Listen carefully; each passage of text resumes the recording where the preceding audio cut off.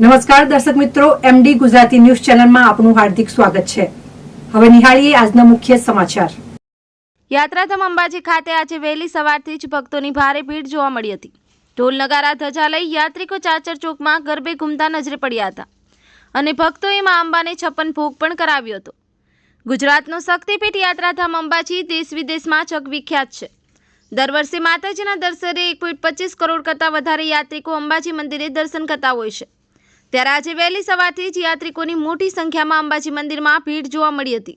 જ્યારે ચૈત્રી નવરાત્રી મંગળવાર 9 એપ્રિલથી શરૂ થઈ રહી છે, ત્યારે હાલથી જ યાત્રાધામ અંબાજી મંદિરમાં યાત્રિકો માટે મોટી સંખ્યામાં આવી રહ્યા છે અને ધજા ઢોલ નગારા સાથે ચાચર ચોકમાં ગરબે ઘૂમતા અને 56 ભોગ લઈ માતાજીને ધરાવી રહ્યા છે અને સાથે સાથે માતાજીને નવરાત્રીમાં પોતાના ઘરે ગામે આવવા માતાજીને નિમંત્રણ પાઠવી રહ્યા છે। ઓકે, આપ ક્યાંથી આવ્યા છો? અમે અમદાવાદથી બધા આવ્યા છે। મારું નામ મીત છે, મીત સંજય કુમાર મોદી। અમે બધા અમદાવાદથી ચૈત્ર નવરાત્રિ સ્ટાર્ટ થઈ રહી છે, તો એના પ્રસંગે અમે માતાજીની ધજા અર્પણ કરવા અહીંયા આવ્યા છે અને અમને અમારા ઘરે ઇન્વિટેશન અહીંયા આપવા આવ્યા છે। હું કરીના મહેતા અમદાવાદથી આવી છું।